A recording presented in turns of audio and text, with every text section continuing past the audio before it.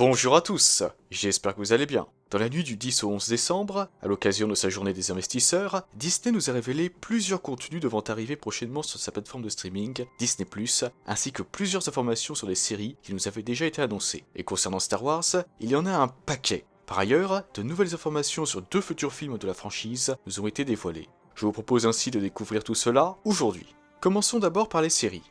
2 séries étant liées à The Mandalorian ont tout d'abord été annoncées. Rangers of the New Republic et Ahsoka, toutes 2 produites par Jon Favreau et Dave Filoni. Rangers of the New Republic sera lié d'après son titre à la Nouvelle République, et peut-être à Cara Dune, étant donné que Kessel Run Transmissions et LRM Online avaient affirmé en octobre que l'ex-trooper de Choc Rebelle pourrait avoir droit à sa propre série. Prenez bien entendu tout ceci avec des pincettes. Nous savons également que la série sera connectée à d'autres histoires et que celle-ci aboutira à un événement culminant.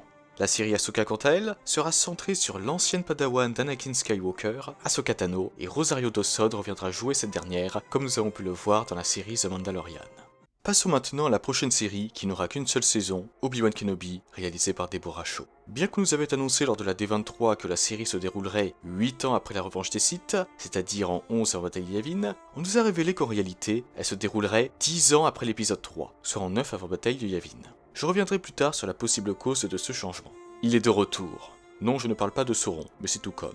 Hayden Christensen va faire son grand retour dans la série Obi-Wan Kenobi en tant que Dark Vador.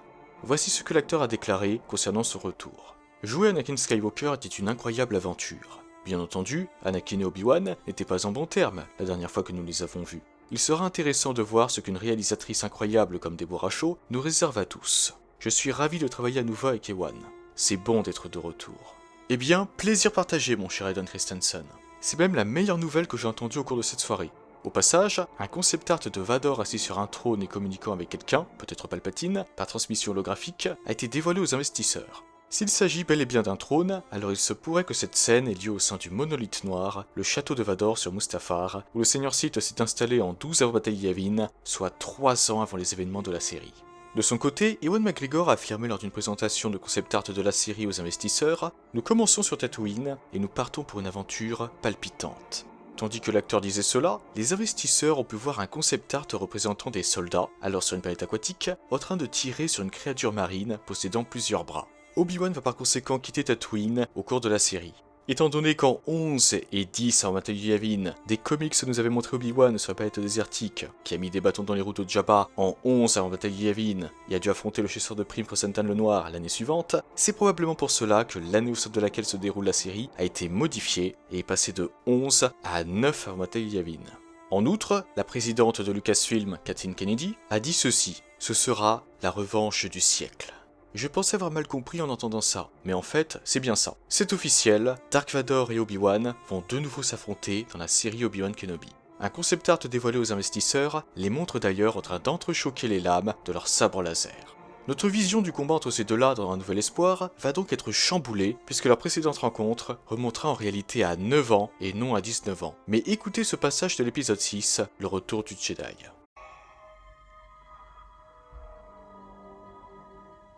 Venez avec moi.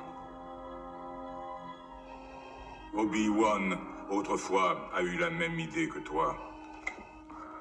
Tu ne connais pas le pouvoir du côté obscur. Je dois obéir à mon maître. Obi-Wan autrefois a eu la même idée que toi. C'est ce qu'affirme Vador à Luke dans l'épisode 6. L'idée de Luke était de se rendre à Vador pour ensuite ramener son père du côté lumineux. Or, dans la revanche des Sith, nous n'avons jamais vu Obi-Wan chercher à ramener Anakin. Son but a toujours été de le tuer, bien que cela lui fasse mal au cœur. Dans cette nouvelle série, Obi-Wan pourrait donc chercher à ramener Anakin du côté lumineux, mais finirait par échouer, ce qui le contraindrait à affronter le Seigneur Sith avant de retourner sur Tatooine pour continuer à veiller sur Luke.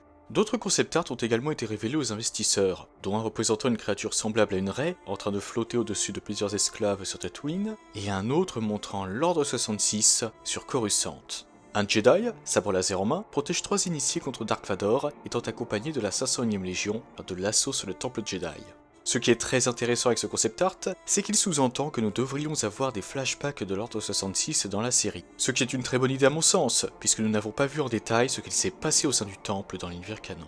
Passons maintenant à une autre série déjà annoncée, sur laquelle nous avons davantage d'informations. Andor. Se déroulant en 5 en bataille Yavin, soit 5 ans avant les événements de Rogue One, Andor est une série d'espionnage réalisée par Tony Gilroy et centrée, comme son titre l'indique, sur Cassian Andor. Elle sera disponible en 2022, comprendra pour le moment 12 épisodes, et une partie de son casting nous a été révélée. Bien entendu, Diego Luna, qui jouait Cassian Andor dans Rogue One, reprendra son rôle dans cette série, et Geneviève O'Reilly reviendra quant à elle pour jouer Mon Mothma. Alan Tudyk sera lui aussi de retour en tant que K2SO, mais il faut savoir également que d'autres acteurs ont été confirmés. Adria Arjona, Stellan Skarsgård, Denise Goose, Kyle Soller et Fiona Shaw.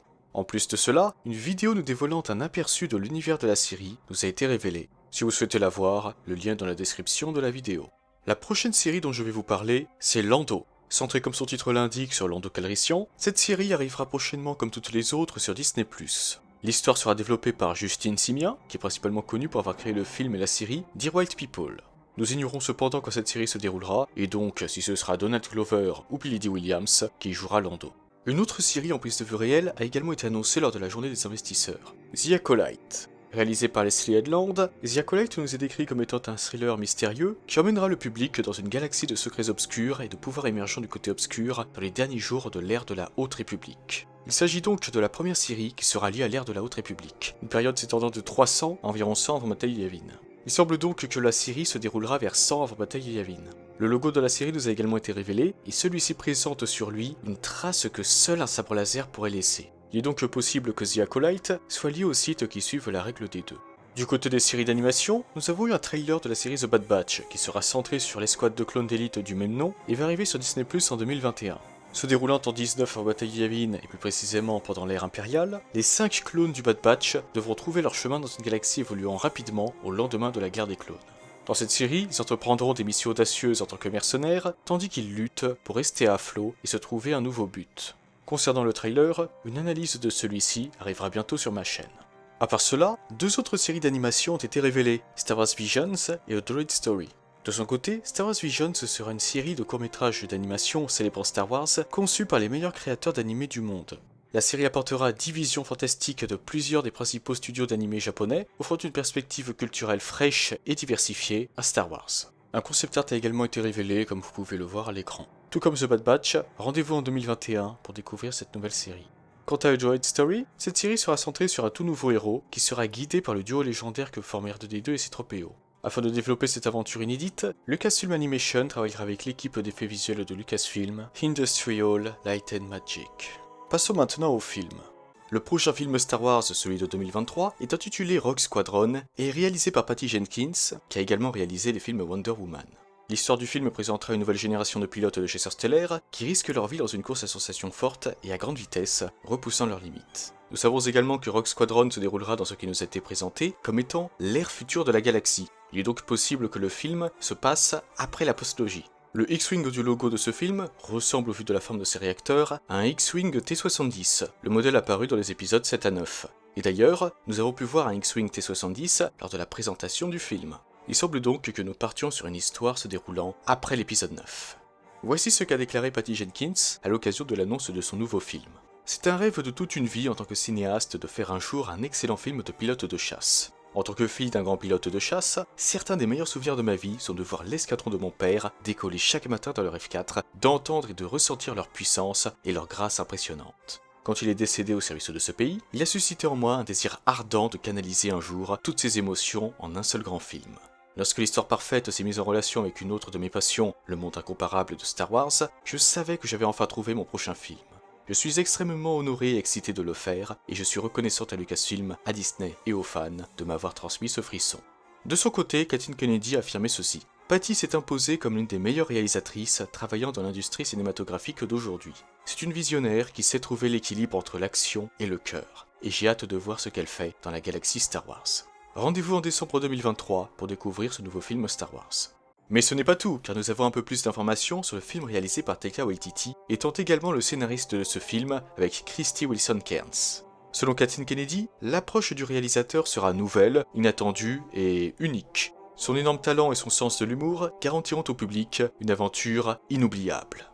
Le logo du film nous a également été révélé. Nous voyons un logo Star Wars composé de roches bleutées étant fissuré à plusieurs endroits. Une partie rosée fait quant à elle penser à l'écorce d'un arbre. Donc peut-être que ce logo est là pour nous dire que ce film sera sur quelque chose de vieux, et donc sera centré sur une ancienne époque de la galaxie.